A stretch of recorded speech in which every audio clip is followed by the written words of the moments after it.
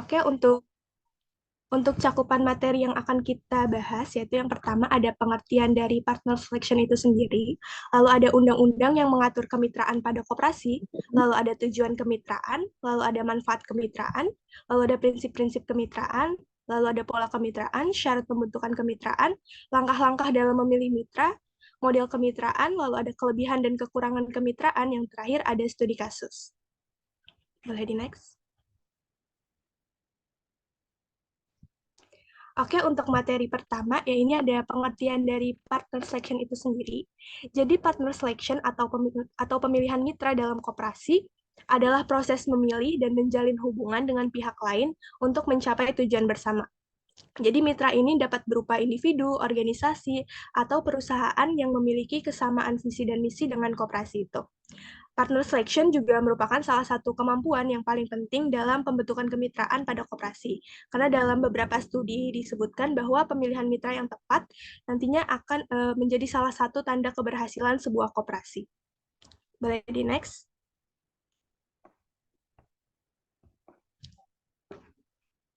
Oke, untuk selanjutnya di sini ada pengertian kemitraan dari beberapa pendapat ya. Yang pertama ada menurut Ditjen P2M dan PE. Jadi kemitraan itu merupakan suatu kesepakatan di mana seseorang, kelompok, atau organisasi itu bekerja sama untuk mencapai tujuan, mengambil dan melaksanakan serta membagi tugas menanggung bersama baik yang berupa resiko maupun keuntungan, lalu meninjau ulang hubungan masing-masing secara teratur dan memperbaiki kembali kesepakatan bila diperlukan. Lalu yang kedua itu menurut Noto Atmojo. Jadi menurut Noto Atmojo, kemitraan itu merupakan suatu kerjasama formal antara individu, kelompok, atau organisasi untuk mencapai suatu tugas atau tujuan tertentu. Lalu yang terakhir ada menurut Sulistiani. Jadi menurut Sulistiani, kemitraan itu merupakan suatu bentuk persekutuan antara dua pihak atau lebih yang membentuk suatu ikatan kerjasama atas dasar kesepakatan dan rasa saling membutuhkan dalam rangka untuk meningkatkan kapasitas dan juga kapabilitas di suatu bidang usaha tertentu atau tujuan tertentu sehingga memperoleh hasil yang baik.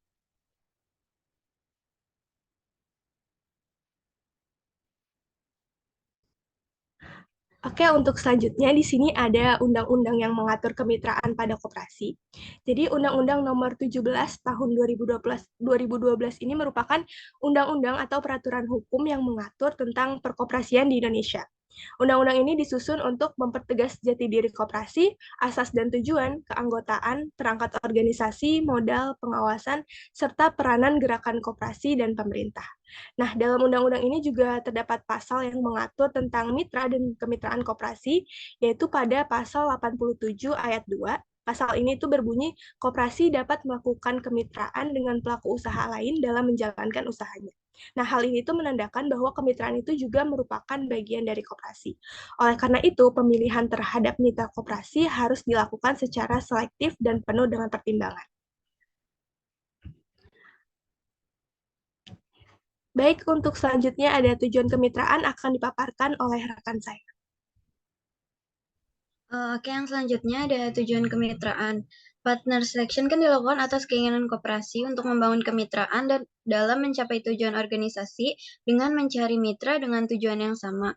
Nah, tujuan kemitraan itu untuk meningkatkan pendapatan, kesinambungan usaha, kualitas produksi, meningkatkan kualitas kelompok mitra, peningkatan usaha dalam rangka menumbuhkan, dan meningkatkan kemampuan usaha kelompok mitra sendiri. Boleh di next. Nah, yang selanjutnya itu ada manfaat kemitraan. Kemitraan antara koperasi dengan pihak lain, seperti perusahaan, organisasi, atau individu, memiliki banyak manfaat bagi kelangsungan dan perkembangan koperasi. Nah, yang pertama itu ada meningkatkan daya saing koperasi di pasar. Nah, maksudnya itu menjalin mitra dengan pihak lain memungkinkan koperasi untuk memasuki pasar baru yang sebelumnya tidak terjangkau, baik secara geografis maupun demografis. Nah, hal ini tentunya dapat meningkatkan pangsa pasar koperasi dan memperluas jangkauan pelanggannya. Nah, kemitraan memungkinkan koperasi untuk bersaing secara lebih efektif dengan perusahaan besar dengan menggabungkan kekuatan dan sumber daya. Lalu yang kedua itu ada memperluas jangkauan koperasi di pasar. Ini maksudnya kemitraan dengan distributor atau agen penjualan akan membantu koperasi menjangkau lebih banyak pelanggan dan meningkatkan penjualan produknya. Nah, menjalin mitra dengan pihak lain juga dapat membantu koperasi membangun jaringan bisnis yang kuat dan mendapatkan akses ke peluang baru. Lalu yang ketiga ini ada mengoptimalkan sumber daya dan aset koperasi. Ini tuh kemitraan memungkinkan koperasi untuk berbagi sumber daya seperti modal, tenaga kerja, dan teknologi dengan mitranya. Nah, hal ini dapat membantu koperasi menghemat biaya dan meningkatkan efisiensi operasinya. Berbagai risiko dengan mitra dapat membantu koperasi mengurangi dampak dari fluktuasi pasar atau peristiwa yang tidak terduga. Lalu yang keempat ada meningkatkan efisiensi dan efektivitas operasi koperasi. Nah, ini tuh berbagai sumber daya dan risiko dengan mitra dapat membantu koperasi mengurangi biaya operasinya. Kemitraan dengan perusahaan lain dapat membantu koperasi meningkatkan kualitas produk dan layanannya. Lalu yang kelima ada mengurangi risiko dan meningkatkan stabilitas koperasi. Ini tuh kemitraan memungkinkan koperasi untuk diversikan bisnisnya dan mengurangi ketergantungannya pada satu produk atau pasar. Berbagi resiko dengan mitra dapat membantu koperasi menjadi lebih tahan terhadap krisis ekonomi atau peristiwa yang tidak terduga. Nah, menjalin mitra dengan perusahaan yang memiliki reputasi baik dapat meningkatkan kepercayaan investor terhadap koperasi. Lalu yang terakhir dan yang keenam ini ada memperoleh akses ke teknologi dan pengetahuan baru.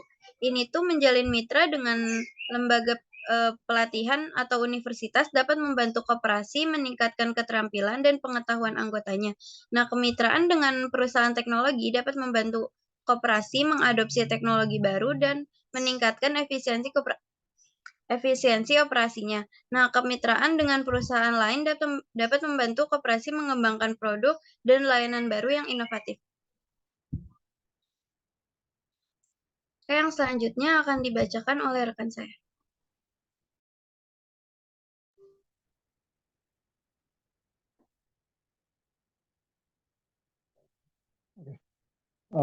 Prinsip-prinsip kemitraan. Dikutip dari Dirjen P2M dan PL, terdapat 3 prinsip yang harus dipahami oleh masing-masing anggota mitra dalam membangun suatu kemitraan. Yaitu yang pertama ada prinsip kesetaraan, prinsip keterbukaan,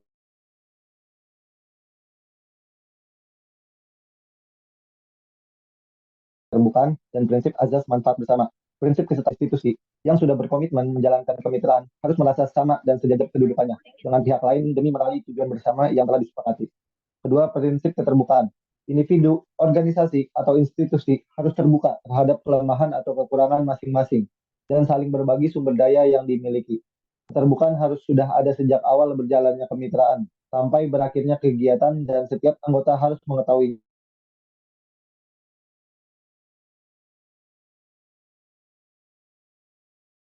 Jangan saling terbuka di antara anggota akan anggota. Terakhir, prinsip azas manfaat bersama. Individu, organisasi, atau institusi yang telah menjalin kemitraan memperoleh manfaat dari kemitraan yang terjalin sesuai dengan kontribusi masing-masing anggota mitra. Pekerjaan dan kegiatan akan menjadi lebih efektif dan efisien bila dilakukan bersama. Boleh dilanjut?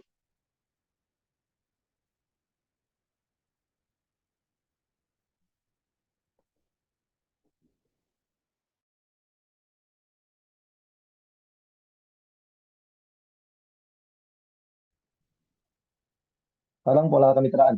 Dan Mulroy terdapat 4 pola dalam partner selection atau kemitraan yang diantaranya adalah potensial partnership, partnership, dan sinergi partnership. Nah, di partnership, potensial partnership pada kemitraan potensial ini, pelaku kemitraan sudah saling peduli satu sama lain, tapi belum dapat bekerja secara lebih dekat. Oleh karena itu, perlu menciptakan hubungan yang lebih erat dengan memperluas kolaborasi dan juga meningkatkan efisiensi kerjasama. Mission partnership, yaitu pada kemitraan ini, pelaku kemitraan sudah menjadi partner seutuhnya, tapi efisiensi kemitraan masih belum mencapai tingkat maksimal. Hal ini biasanya terjadi pada masa awal kemitraan dan diperlukan kerjasama yang lebih intens lagi untuk meningkatkan efisiensi dan hasil kemitraan. Ketiga, complementary partnership. Kemitraan ini memungkinkan mitra mendapatkan keuntungan dan pengaruh melalui perhatian yang besar pada aktivitas yang tetap dan relatif terbatas. Kemitraan ini berorientasi untuk meningkatkan keuntungan dan juga pengaruhnya terhadap lingkungan. Yang terakhir, sinergi partnership.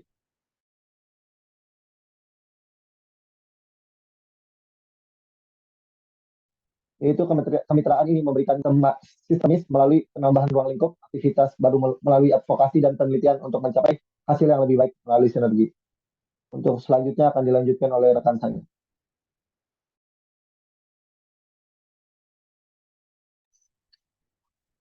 Oke, untuk berikutnya itu ada materi syarat-syarat pembentukan kemitraan. Dalam kemitraan bukanlah suatu upaya perusahaan besar untuk menguasai atau mendominasi kegiatan ekonomi kelompok kecil, melainkan suatu upaya untuk menciptakan kemandirian setiap pihak-pihak yang bermitra. Kemitraan sesuai dengan demokrasi ekonomi. Nah, menurut Direktorat Jenderal Pengembangan Usaha terdapat syarat-syarat yang harus dipenuhi dalam menjalani kemitraan, yaitu boleh di next.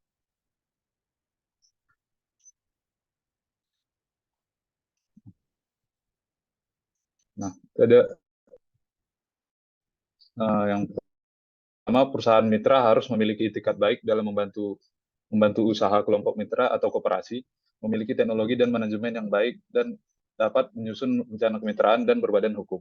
Yang kedua, kelompok mitra diutamakan sudah dibina oleh pemerintah daerah. Yang ketiga, perusahaan mitra dan kelompok mitra harus terlebih dahulu menandatangani perjanjian kemitraan. Yang keempat, isi perjanjian kerjasama menyangkut jangka waktu, hak dan kewajiban, termasuk kewajiban melapor kemitraan kepada instansi pembina teknis di daerah, pembagian risiko penyelesaian bila terjadi perselisihan, dan kepastian hukum bagi kedua belah pihak. Yang kelima, kelompok mitra dapat memanfaatkan fasilitas kredit program dari pemerintah, sedangkan perusahaan mitra bertindak sebagai penjamin kredit bagi kelompok mitra.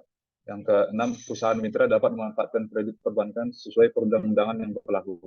Yang ketujuh, pembinaan oleh instansi pembina teknis baik di pusat maupun daerah bersama perusahaan mitra untuk menyiapkan kelompok mitra agar siap dan mampu melakukan kemitraan. Yang kedelapan, pembinaan dilakukan dalam bentuk penelitian, pemecahan masalah sesuai dengan kebutuhan para pihak, pemberi konsultasi bisnis dan temu usaha. Boleh next.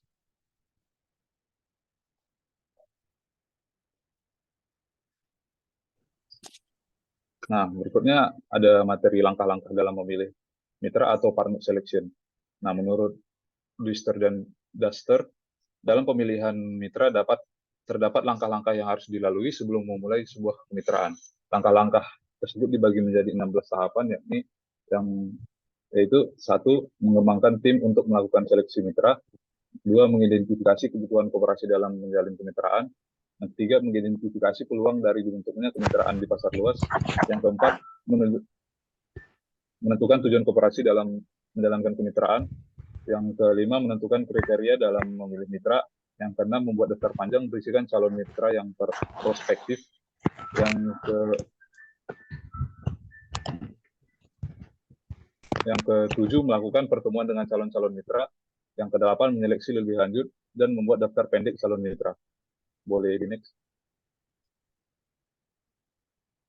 Yang ke-9, menyaring mitra terpilih berdasarkan kriteria kemitraan yang sudah ditentukan. Yang 10, mengundang beberapa calon mitra untuk mempresentasikan diri dan idenya tentang menjalin kemitraan. Yang ke-11, membuat pemeringkatan dari calon mitra, memprioritaskan calon mitra yang paling potensial. Yang ke-12, menentukan pihak yang akan menjadi mitra. Yang ke-13, mendiskusikan lebih lanjut mengenai kemitraan dengan mitra terpilih. Yang ke-14, menyelenggarakan acara sosial yang bersifat informal dan dengan mitra terpilih sebagai sarana mengenal satu sama lain. Yang ke-15, membuat perjanjian tertulis di antara pihak-pihak yang bermitra. Yang ke-16, menyusun rencana untuk menjalankan kemitraan. Boleh di next.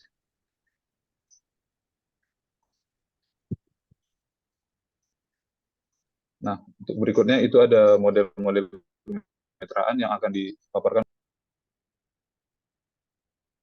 Oke, jadi di sini model kemitraan itu dibagi menjadi 4, yaitu ada model inti plasma, model kontrak, model kemitraan dagang umum, dan juga model keagenan. Jadi menurut Sumarjo, terdapat beberapa model yang tadi sebelumnya saya sebutkan. Yang pertama itu model inti plasma. Jadi model ini merupakan hubungan keterkaitan antara kelompok mitra sebagai plasma dan perusahaan mitra sebagai inti dalam bermitra. Perusahaan mitra menyediakan modal, sarana produksi, bimbingan teknis, manajemen, mena- menampung dan mengolah, serta memasarkan hasil produksi. Sementara itu, kelompok mitra bertugas untuk memenuhi kebutuhan perusahaan mitra sesuai dengan persyaratan yang telah ditentukan. Pada intinya, model ini inti plasma adalah hubungan kemitraan antara inti dengan plasma. Inti membina dan mengembangkan plasma menjadi lebih besar dan maju. Jadi dalam sistem ini ada keunggulan yaitu terciptanya rasa saling support dan juga saling memperoleh keuntungan, lalu adanya peningkatan usaha dan dapat mendorong perkembangan ekonomi. Namun selain memiliki keunggulan, model ini juga memiliki beberapa kelemahan, yakni pihak kelompok mitra ataupun bisa disebut dengan plasma masih kurang memahami hak dan kewajibannya sehingga kesepakatan yang telah ditetapkan berjalan kurang lancar. Misalnya produk plasma sering tidak dijual ke perusahaan mitra. Lalu komitmen perusahaan inti masih lemah dalam memenuhi fungsi dan kewajibannya sesuai dengan kesepakatan yang diharapkan. Nah, kelompok mitra. Dan yang terakhir itu belum ada kontrak kemitraan yang menjamin hak dan kewajiban komoditas kelompok mitra. Nah, hal ini berisiko perusahaan mitra atau perusahaan inti mempermainkan harga komoditas. Lalu di model kedua, yakni model subkontrak, kemitraan subkontrak merupakan hubungan kemitraan di mana kelompok mitra memproduksi sumber daya yang diperlukan oleh perusahaan mitra sebagai bagian bagian bahan baku dari produksi perusahaan mitra. Model subkontrak ditandai dengan adanya kesepakatan tentang tarif bersama yang mencakup volume, harga, mutu, dan waktu. Kelebihan dari model subkontrak adalah terjadinya transfer teknologi dan pengetahuan dari perusahaan mitra kepada kelompok mitra. Proses pemasaran produk kelompok mitra pun semakin lancar. Nah, dan model ini juga memiliki kelemahan, yaitu hubungan subkontrak yang terjalin semakin lama itu bisa semakin mengisolasi produsen-produsen kecil dan mengarah ke monopoli, terutama dalam penyediaan bahan baku dan pemasaran. Nah, nilai-nilai kemitraan kedua belah pihak juga semakin berkurang. Nah, contohnya saat kualifikasi kualitas produk yang semakin ketat, akan tetapi tidak diimbangi dengan pembayaran yang sesuai. Oke, kita lanjut ke model yang ketiga, yakni model kemitraan dagang umum. Model kemitraan dagang umum ini merupakan hubungan kemitraan di mana kelompok mitra atau koperasi berperan sebagai pemasok kebutuhan yang diperlukan oleh perusahaan mitra. Sedangkan perusahaan mitra memasarkan produk mitra ke konsumen. Kondisi ini menguntungkan kelompok mitra karena mereka bisa fokus mengembangkan usaha dengan keahlian yang mereka miliki tanpa perlu bersusah payah untuk memasarkan hasil produknya sampai ke tangan konsumen. Karena proses distribusi sudah dialihkan kepada pihak perusahaan mitra. Nah, adapun kelemahan-kelemahan dari model ini yaitu dalam praktiknya, harga dan volume produksi sering ditentukan oleh pengusaha mitra, sehingga merugikan pihak kelompok mitra. Dan selain itu, sistem perdagangan dalam model ini seringkali ditemukan berubah menjadi bentuk konsinyasi. Lalu yang model terakhir adalah model kagenan. Nah, kemitraan kagenan merupakan hubungan kemitraan di mana perusahaan mitra memberikan hak khusus kepada kelompok mitra untuk memasarkan produk dari perusahaan mitra. Model ini memiliki kelebihan yang memungkinkan dapat dilakukan oleh para pengusaha kecil di kelompok mitra yang masih memiliki keterbatasan dalam modal usaha, karena modal ini biasanya menggunakan sistem konsinyasi. Model ini juga memiliki kelemahan, yakni kelompok mitra bisa saja menetapkan harga produk secara sepihak, sehingga harga menjadi terlalu tinggi untuk konsumen, dan kelompok mitra juga sering memasarkan produk dari berbagai macam perusahaan mitra, sehingga produk yang dijual tidak memperhatikan segmentasi pasar yang menyebabkan target penjualan sering tidak memenuhi target. Oke, next. Sekarang kita masuk ke materi kelebihan dan kekurangan dari kemitraan. Nah, dari kelebihannya itu sendiri, yang pertama adalah memperluas kesempatan kerja. Pihak lain itu menjadi mitra, tentu saja memiliki jaringannya sendiri yang dapat membantu mengembangkan jaringan usaha untuk lebih luas. Dari jaringan mitra terbuka dari jaringan mitra terbuka peluang baru untuk memasarkan produk besar yang lebih luas dan tidak menutup kemungkinan untuk berinovasi menciptakan produk baru serta meningkatkan produktivitas anggota. Lalu kelebihan yang kedua yakni mengisi kesenjangan kalian dan pengetahuan serta penguasaan akan teknologi. Pihak-pihak yang bermitra harus saling terbuka dan mau untuk mengurangi kekurangan satu sama lain dan saling berbagi pengetahuan agar tercipta kerjasama yang lebih baik dan konstruktif. Pihak-pihak yang bermitra juga harus saling mendukung dengan mengadakan transfer teknologi dalam rangka meningkatkan produktivitas antar mitra. Ini kelebihan yang ketiga yaitu beban finansial dan risiko ditanggung bersama. Pihak yang sudah membuat perjanjian dan dalam menjalankan kemitraan umumnya sudah membagi modal usaha. Laba atau keuntungan dari kegiatan usaha kemitraan akan dibagikan secara merata sesuai dengan modal usaha. Beban finansial juga menjadi lebih ringan karena sudah disepakati untuk ditanggung bersama. kemitraan juga berpotensi untuk menarik investor baru melalui relasi pihak mitra lain, sehingga dapat membantu dari segi finansial. Lalu kita masuk ke bagian kekurangan dari mitra itu sendiri. Yang pertama itu beresiko terjadi konflik yang lebih besar. Ya, di sini maksudnya adalah selain memiliki tujuan bersama yang ingin dicapai, pihak-pihak yang tergabung dalam kemitraan juga memiliki tujuan sendiri yang variatif satu sama lain. Oleh karena itu, diperlukan komunikasi yang efektif melalui diskusi dengan pihak mitra lain dalam pengambilan keputusan. Nah, dalam baru mitra, pastinya akan terdapat pandangan dan pemikiran yang berbeda di antara pihak-pihak mitra yang berpotensi menciptakan konflik. Bila ditangani dengan cara yang benar, konflik bisa menjadi sarana untuk bertukar pikiran dan evaluasi. Namun, jika tidak bisa diselesaikan dengan baik, maka akan berpotensi menciptakan konflik yang lebih besar lagi hingga mengalami perpecahan di dalam mitra itu sendiri.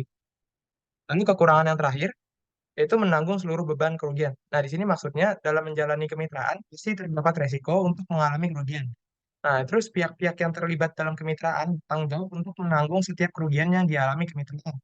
Perjanjian kemitraan ini membentuk kewajiban tidak terbatas yang mengharuskan pelaku usaha untuk mempertanggungjawabkan kewajibannya hingga ke harta pribadi.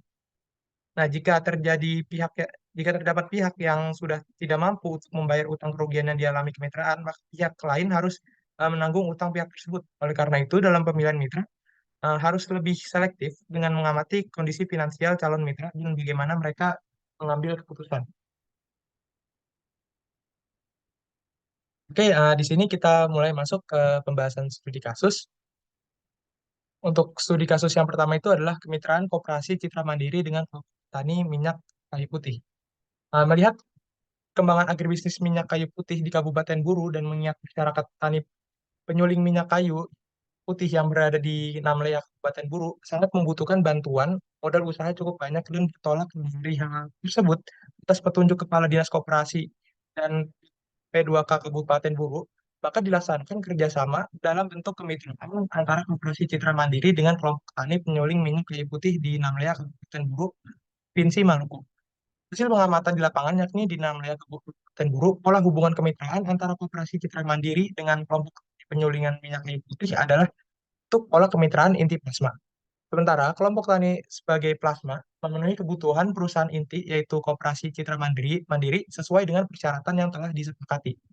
Nah, di dalam jalinan kemitraan antara Koperasi Citra Mandiri dengan tani penyulingan minyak kayu putih, terdapat kejelasan kinerja yang dibuat dalam suatu surat perjanjian kerja atau SPK. Yang di dalamnya terdapat kinerja yang merupakan tanggung jawab agar masing-masing pihak yang bermitra bisa saling membutuhkan dan saling menguntungkan dari masing-masing pihak yang terlibat dalam kemitraan tersebut. Data menunjukkan pembagian tanggung jawab koperasi sebagai perusahaan inti dan kelompok tani penyuling minyak kayu putih sebagai plasma dalam hubungan pola kemitraan inti plasma menyediakan lahan maksud saya menggunakan saprodi dan menyerahkan hasil produksi. Nah, dari kasus ini dapat disimpulkan dalam pola kemitraan inti plasma, Koperasi Citra Mandiri bertindak sebagai inti dan Koperasi Tani Penyuling Minyak Kayu Putih dan kelompok Tani Penyuling Minyak Kayu Putih bertindak sebagai plasma. Dan pola kemitraan antara Koperasi Citra Mandiri dan kelompok Tani Penyuling Minyak Kayu Putih menunjukkan bahwa kemitraan ini efektif, yang berarti kedua belah pihak yang bermitra mencapai tujuan organisasi yang diinginkan.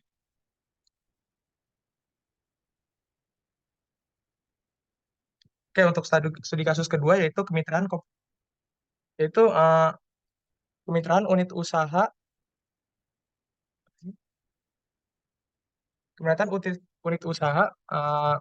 MPS KUD Tani Bahagia dengan PT HM Sampurna. Kemitraan unit usaha MPS KUD Tani Bahagia dengan PT HM Sampurna terjalin sejak tahun 1996 yang dilatar belakangi oleh adanya himbauan pemerintah untuk mendorong pengembangan koperasi dan usaha kecil menengah. Struktur organisasi Dewan Pengelola MPS dibagi menjadi dua, yakni PT HM Sampurna bertanggung jawab sebagai manajemen mutu produk, sedangkan pihak KUD Tani Bahagia bertanggung jawab sebagai manajemen pengelola usaha. Dengan menjalin kemitraan, KUD Tani Bahagia bertujuan untuk mengembangkan dan meningkatkan pendapatan usaha koperasi, memperluas kesempatan kerja, serta meningkatkan keterampilan tenaga kerja melalui pelatihan. Pola kemitraan yang telah berlangsung antara KUD Tani Bahagia dengan PT HM Sampurna berlangsung dengan adanya pembagian tugas dan wewenang yang diatur dalam KUD. KUD Tani Bahagia berperan menyediakan tempat produksi, tenaga kerja, serta peralatan produksi, sedangkan HM Sampurna berperan dalam penyediaan bahan baku, operasional penjualan, dan memberikan pelatihan. pola kemitraan yang terjalin di MPS tersebut termasuk dalam pola kemitraan subkontrak, di mana pola ini menunjukkan bahwa koperasi atau usaha kecil menengah memproduksi barang atau jasa yang merupakan komponen atau bagian dari produksi usaha besar. Kemitraan ini menunjukkan hasil positif di mana pendapatan KUD Tani Bahagia terus meningkat dari tahun ke tahun, mampu menyerap tenaga kerja sebesar 1.727 orang dan produksi rokok mencapai 585 juta batang pada tahun 2014. Nah, dari kasus ini dapat kita simpulkan bahwa kemitraan yang dijalankan KUD Tani Bahagia dengan PT HM Sampurna, unit usaha MPS sebagai usaha kemitraannya, selama ini telah berjalan dengan baik, telah mendorong perkembangan dan dapat memberikan keuntungan bagi kedua belah pihak. Nah, baik, untuk studi kasus seterusnya akan disampaikan oleh rekan saya. Oke, studi kasus yang ketiga, kemitraan unit usaha tebu rakyat intensifikasi dan tebang angkut KUD Tani Bahagia dengan PT Gempul Kerap. Kemitraan yang dijalankan unit usaha TRI dan TA KUD Tani Bahagia dengan PG Gempol Kerap dilatar belakangi oleh peraturan pemerintah yang mengatur bahwa pabrik gula harus melakukan kegiatan penanaman tanaman tebu melalui kerjasama dengan petani.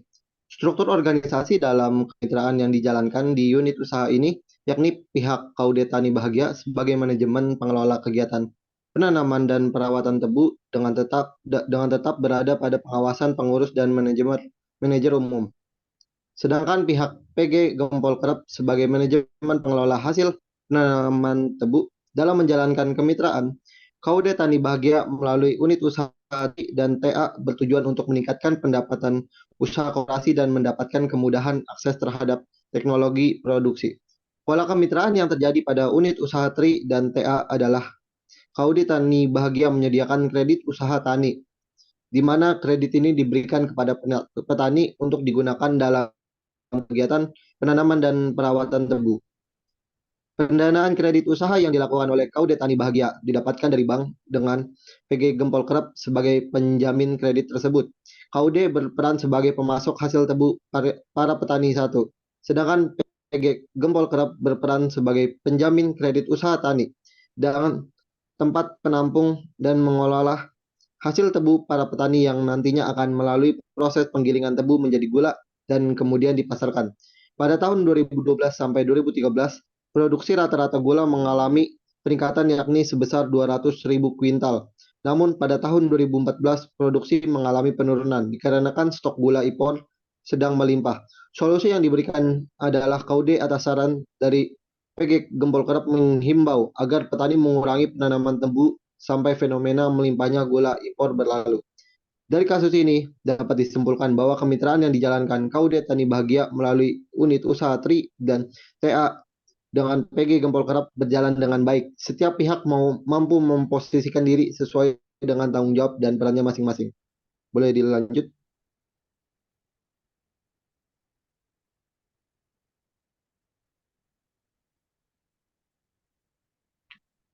Keempat, kemitraan koperasi bina usaha bersama PT Unilever dan UGM mengenai usaha tani kedelai hitam. PT Unilever Indonesia mengembangkan kedelai hitam varietas Malika sebagai bahan baku kecap dengan merek dagang kecap Bangau. Melalui pola kemitraan dengan petani Indonesia, lembaga yang terlibat dalam kemitraan ini antara lain Unilever, yaitu berbasis bisnis atau yayasan, Universitas Gajah Mada, dan Koperasi Bina Usaha. Unilever memiliki peran yang penting dalam keberlangsungan kerjasama ini, yaitu sebagai pembeli hasil produksi kedelai hitam, dan juga berkontribusi terhadap peningkatan kualitas sumber daya manusia. Dalam hal ini, petani mitra baik berupa kesejahteraan ataupun keterampilan teknologi pertanian, Universitas Gajah Mada, selain sebagai penemu varietas kedelai hitam Malika, juga berperan sebagai lembaga pengembangan teknologi budidaya kedelai hitam yang ditransferkan kepada petani mitra atau kelompok petani mitra. Sedangkan koperasi berperan sebagai lembaga yang merupakan kepanjangan dari Unilever yang berbasis bisnis, yaitu sebagai pelaksana kemitraan kedelai hitam dengan petani mitra. Peran koperasi tidak semata-mata untuk mendapatkan keuntungan dari kemitraan usaha tani kedelai hitam ini, tapi juga sebagai lembaga yang turut membina dan membimbing petani kedelai hitam dari segi sumber daya manusia, yaitu dalam pengelolaan atau manajemen ke arah yang lebih baik. Di samping itu, koperasi juga berperan membantu melancarkan tujuan dari kemitraan ini, baik dari pihak Unilever ataupun dari kelompok tani kedelai hitam untuk bekerja sama. Untuk studi kasus selanjutnya akan dilanjutkan oleh rekan saya.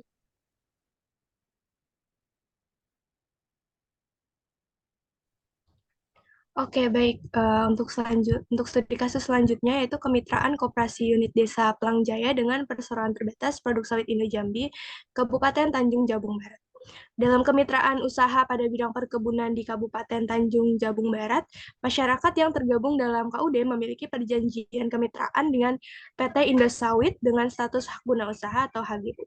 Pola kemitraan yang digunakan oleh kemitraan PT Indosawit dan KUD Pelangjaya merupakan pola inti plasma. Nah, bentuk kerjasama yang dilakukan PT Sawit Indo dengan Koperasi Pelangjaya merupakan sebuah usaha untuk saling menguntungkan. Nah, para petani yang tergabung di KUD Pelangjaya ini menyiapkan lahan untuk dikelola oleh perusahaan dan tentunya perusahaan akan menampung hasil panen sehingga dapat membantu meningkatkan pendapatan para petani. Proses perjanjian yang dilaksanakan yakni saling memberikan keuntungan untuk kedua belah pihak, yang mana tadi perusahaan itu memiliki peran sebagai inti serta unit koperasi menjadi plasma. Peran perusahaan sebagai inti yakni perusahaan sebagai wadah penerima perolehan panen dari petani serta tempat pelaksanaan memasarkan perolehan panen yang diperoleh dari petani, sementara petani menjadi plasma yakni petani hanya melakukan penyiapan lahan guna oleh perusahaan serta memperoleh hasil sebesar 70% serta 30% sisanya guna membayar hutang di bank. Bentuk kerjasama yang dilakukan pada proyek budidaya kelapa sawit adalah pola KPPA atau kredit koperasi primer anggota, di mana KPPA ini merupakan fasilitas kredit yang diserahkan pada petani peserta lewat KUD dan digunakan guna pengembangan kebun anak asuh.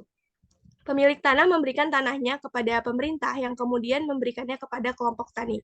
Adapun tujuan awal kemitraan unit koperasi Desa Pelangjaya ini adalah untuk mengatasi permasalahan perkebunan, diantaranya keterbatasan modal dan pemasaran produk perkebunan yang harganya sangat fluktuatif. Boleh di next?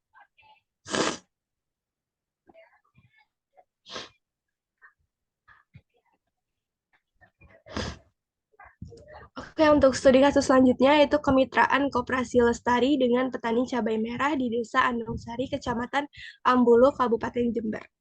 Kemitraan yang terjalin antara petani cabai merah dengan Koperasi Hortikultura Lestari dimulai sejak bulan Mei tahun 2011. Kemitraan tersebut terjalin dengan kontrak kerjasama formal atau perjanjian tertulis. Kontrak tersebut berisikan tentang identitas petani mitra, varietas dan spesifikasi, hak dan kewajiban masing-masing pihak, permodalan, jadwal dan teknis pengiriman, harga dan pembayaran, profit sharing, dan lain-lain. Hak yang dimiliki Koperasi Hortikultura Lestari antara lain mendapatkan hasil produksi sesuai dengan perjanjian baik kuantitas maupun kualitas, membatalkan kontrak jika terjadi pelanggaran, lalu kewajiban koperasi adalah memberikan pinjaman berupa input produksi, memberikan bimbingan teknis, dan memberikan kepastian harga. Sedangkan untuk hak petani cabai merah antara lain mendapatkan pinjaman dan mendapatkan bayaran sesuai yang dijanjikan. Lalu kewajiban petani cabai merah adalah menyewa atau menggunakan lahan sendiri untuk menanam cabai merah, membayar tenaga kerja, menjual hasil produksi ke koperasi sesuai kontrak, dan membayar pinjaman pada saat menerima uang hasil. Ketika masa panen, petani cabai merah ini harus melaporkan terlebih dahulu kepada koordinator wilayah, lalu diteruskan kepada koperasi. Koperasi akan menetapkan waktu untuk mengambil hasil panen produksi sesuai dengan waktu yang telah disepakati. Petani yang akan menjual hasil panen ini akan didatangi oleh koperasi, lalu cabai merah yang telah disortirkan itu nanti akan dijual ke perusahaan oleh koperasi. Koperasi membeli cabai merah dari petani dengan harga Rp8.000. Harga tersebut telah disepakati dalam kontrak kemitraan dengan pertimbangan harga cabai merah di pasaran sekitar Rp6.000 sampai dengan Rp10.000. Harga yang telah ditetapkan koperasi tidak dapat berubah-ubah. Walaupun harga koperasi tidak lebih mahal dari harga pasar, tetapi kepastian harga ini memberikan keamanan ketika harga di pasaran menurun drastis, petani akan mendapatkan insentif jika harga cabai di pasaran mencapai Rp15.000. Insentif tersebut dibagi dua dengan koperasi dengan pembagian 50% petani dan 50% koperasi. Oke, untuk studi kasus selanjutnya akan dipaparkan oleh rekan saya. Nah, untuk studi kasus berikutnya itu ada kemitraan koperasi sebuah usaha Famasa dengan kelompok tani di Kabupaten Ngada. KSU Famasa terbentuk pada tahun 1999 yang awalnya hanya sebuah kelompok kecil beranggotakan 19 petani saja. Berkat bimbingan dan kerjasama dari berbagai pihak, koperasi ini mengalami perubahan di mana pada tahun 2005 kelompok kecil ini berubah menjadi sebuah wadah yang dikenal dengan Unit Pengolahan Hasil atau UPH Famasa. Awal terbentuknya koperasi ini, usaha yang dominan adalah bidang produksi dengan komoditi yang dikembangkan yaitu kopi. Pengembangan tanaman kopi merupakan program utama karena didukung oleh kondisi alam Desa Baiwali, Kabupaten Ngada dengan ketinggian lebih kurang 1.200 sampai 1.500 di atas permukaan laut, sehingga cocok untuk tanaman kopi Arabica. Tantangan sampai terbentuknya unit pengolahan hasil ini yaitu karena harga kopi yang rendah, pemasaran kopi masih melalui tengkulak, pembeli yang menentukan harga. Masalah yang dihadapi oleh kelompok tani di Desa Baiwali tidak membuat anggota atau petani kopi hilang semangat untuk usaha tani kopi Arabica. Pola kemitraan yang diterapkan KSU Famasa adalah pola kemitraan subkontrak, di mana kelompok tani memproduksi bahan baku berupa green bean dan gelondong merah, sedangkan KSU Famasa menerima hasil produksi dari kelompok tani tersebut. Pola kemitraan kerjasama juga dijalankan oleh KSU Famasa dengan kelompok tani binaan, di mana sebagian besar modal atau fasilitas diberikan oleh KSU Famasa pada kelompok tani untuk mengembangkan hasil produksinya. Pengurus KSU Famasa, petani di 10 kelompok tani binaan KSU Famasa, 54,80% menilai bahwa kemitraan yang diterapkan KSU Famasa sudah efektif, sedangkan 38,71% menilai kurang efektif.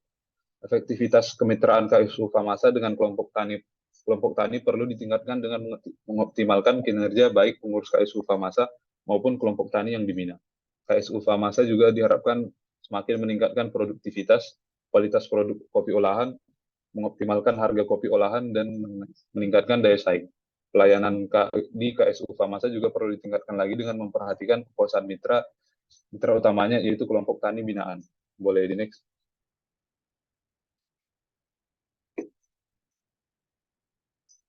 Nah, untuk studi kasus berikutnya itu ada kemitraan Koperasi Perkasa Nalo Tantan dengan petani kelapa sawit di Kabupaten Merangin.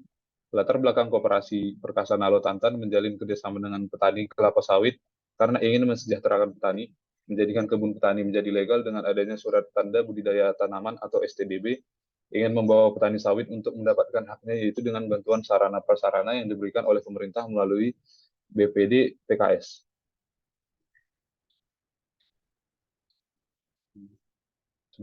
Di yang sebelumnya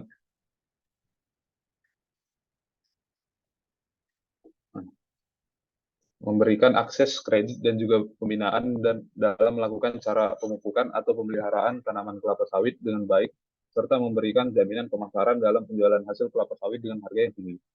Sedangkan latar belakang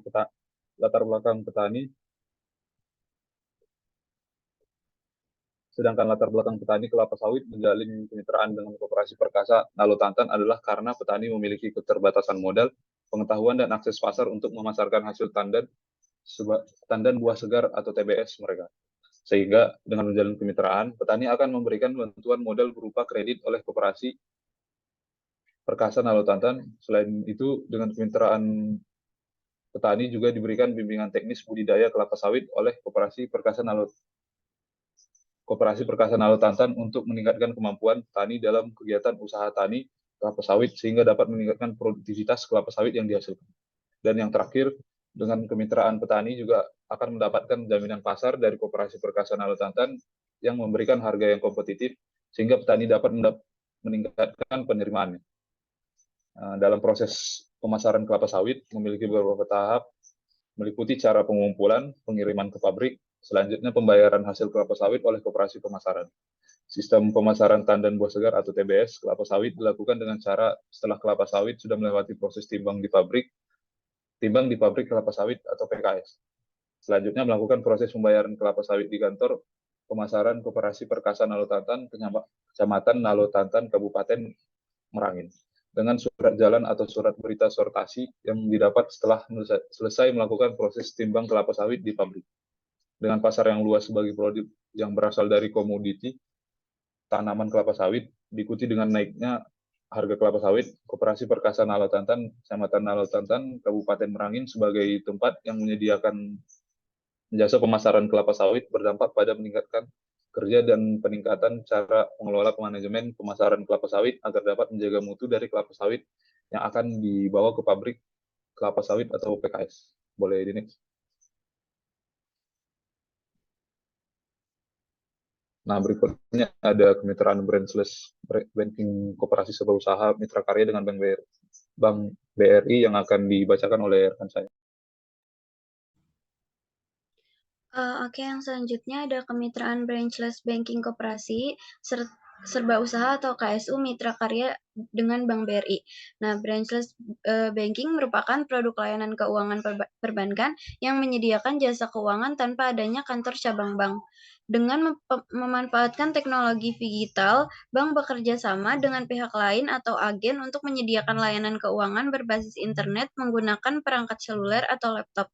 KSU Mitra Karya memutuskan bekerja sama dengan salah satu bank penyedia layanan branchless banking yaitu Bank BRI. Setelah memenuhi syarat, pihak bank akan memberikan mesin edisi dengan menu seperti mini ATM sehingga koperasi dapat melayani masyarakat dalam melakukan transaksi diantaranya membayar tagihan, transfer uang, tarik tunai, store tabungan ke rekening BRI, dan sejenisnya. Dalam melakukan transaksi ini, pihak bank akan mendebit saldo rekening ke pihak koperasi, sehingga koperasi harus tetap memantau saldo rekeningnya. Setelah melakukan transaksi, koperasi akan mendapatkan 2 tanda bukti transaksi. Tanda bukti tersebut diberikan kepada masyarakat yang melakukan transaksi dan diarsip oleh agen pihak koperasi.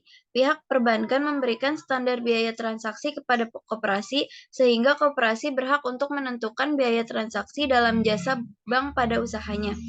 Implementasi layanan branchless banking yang diterapkan di KSU Mitra Karya dengan menjadi agen bank dapat meningkatkan pendapatan koperasi dibandingkan dengan sebelum menjadi agen bank.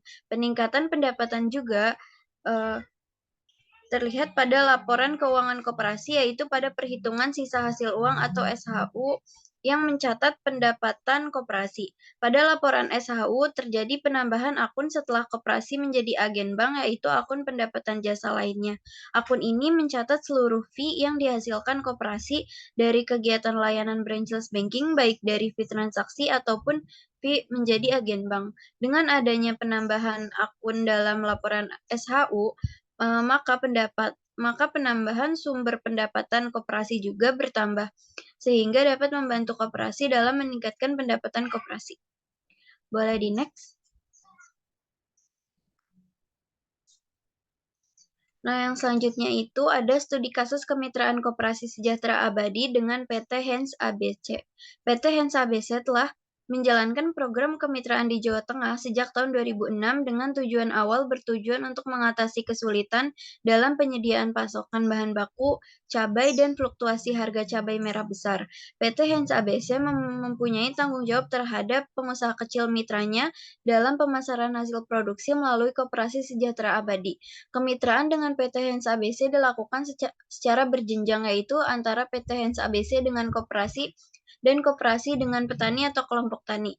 Kemitraan yang dilakukan oleh Koperasi Sejahtera Abadi dengan kelompok tani atau petani cabai di Kecamatan Karangrejo dilakukan melalui surat perjanjian kerja bahwa kedua belah pihak sepakat untuk membuat kontrak jual beli cabai merah besar. Mekanisme kemitraan yang dijalankan Koperasi Sejahtera Abadi adalah dengan cara menghimpun petani yang mau mengikuti program kemitraan dan menawarkan kepada petani berapa banyak cabai yang akan ditanam, dan setelah itu Koperasi Sejahtera Abadi mengadakan MOU dengan PT Hens ABC. Untuk penentuan harga, PT Hens ABC mengajukan harga kontrak sebesar Rp10.250 per kilo kepada koperasi, sedangkan harga kontrak Koperasi Sejahtera Abadi dengan petani mitra yaitu sebesar Rp7.500 per kilo.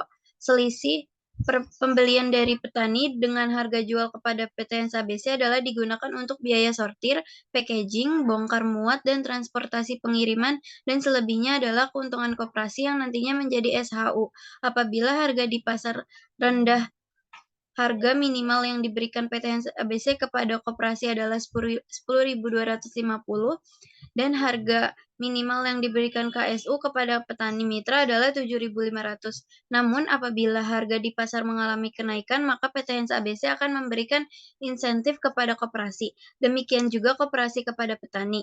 Sebagai perbandingan, harga jual cabai merah besar antara petani mitra dan non-mitra berbeda jauh, yaitu 7.500 pada petani mitra dan 4.500 pada petani non-mitra. Tingkat harga yang berbeda inilah yang kemudian menyebabkan perbedaan tingkat pendapatan bersih yang diterima oleh petani. Petani yang mengolah tanah dengan luas yang sama, yaitu 1 hektar, namun akan menghasilkan peroleh atau pendapatan yang berbeda. Total biaya penggunaan pupuk, pestisida, dan biaya lain-lain juga berbeda karena jenis obat, pupuk, dan pestisida antara petani juga berbeda-beda. Pada petani mitra mampu menghasilkan keuntungan bersih hingga 45.810.000, sedangkan petani non-mitra yang hanya mampu memperoleh keuntungan bersih yaitu sebesar 15.685.000. Boleh di next. Nah, yang selanjutnya itu ada kesimpulan yang akan dibacakan oleh rekan saya. Oke, baik. Jadi dari materi yang sudah tadi disampaikan ya, dapat kita simpulkan bahwa partner selection atau pemilihan mitra ini merupakan proses koperasi untuk menjalin kerjasama dengan pihak lain untuk mencapai tujuan bersama. Mitranya itu dapat berupa individu, kelompok, ataupun korporasi yang sepakat untuk membentuk suatu kemitraan yang di dalamnya terdapat perjanjian mengenai tujuan, pembagian tugas, wewenang, dan juga tanggung jawab. Kemitraan dalam koperasi diatur dalam Undang-Undang Nomor 17 Tahun 2012 tentang Perkoperasian Pasal 87 Ayat 2 bahwa koperasi dapat melakukan kemitraan dengan pelaku usaha lain dalam menjalankan usahanya. Kemitraan ini bertujuan untuk meningkatkan pendapatan sekaligus meningkatkan kuantitas dan juga kualitas produksi serta membantu unit usaha kecil untuk berkembang. Lalu terdapat syarat-syarat yang harus dipenuhi sebelum membentuk suatu kemitraan sehingga dapat menjamin terjadinya simbiosis mutualisme di antara pihak-pihak yang bermitra dan juga terdapat prinsip yang harus dipahami guna mempertahankan keutuhan kemitraan. Dalam kemitraan juga terdapat pola dan model yang bisa diklasifikasikan berdasarkan cara kerja dan mekanisme kerjasama yang dilakukan pihak-pihak yang bermitra serta keeratan hubungan tiap mitra. Selain kelebihan, kemitraan juga memiliki sejumlah kelemahan. Namun, jika dalam pelaksanaannya kemitraan dapat bekerja dengan baik dan mentaati aturan-aturan yang telah disepakati dalam kontrak ataupun perjanjian, kemitraan akan memberikan manfaat besar kepada koperasi dan pihak mitra, serta memberikan kontribusi positif di lingkungan masyarakat. Mungkin sekian presentasi dari kelompok kami. Untuk selanjutnya, jika ada yang ingin bertanya, dibolehkan untuk raise hand terlebih dahulu, lalu akan nanti kami persilahkan untuk bertanya. Terima kasih.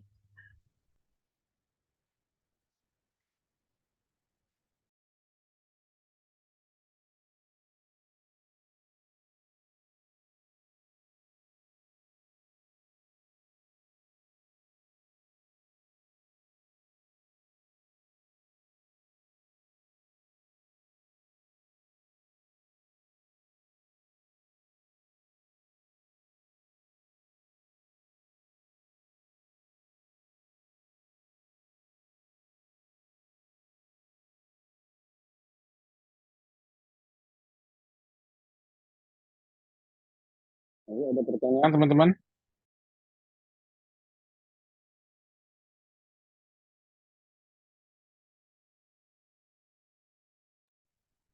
Untuk saat ini sepertinya belum ada yang ingin bertanya, Pak.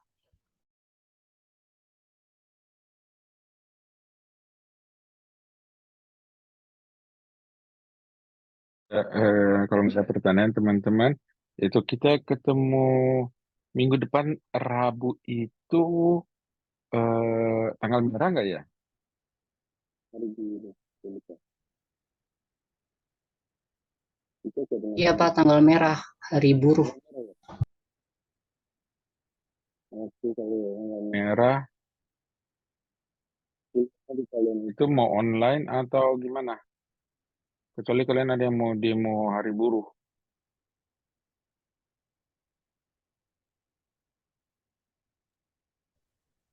Mungkin boleh, Pak, untuk hari Rabu online saja.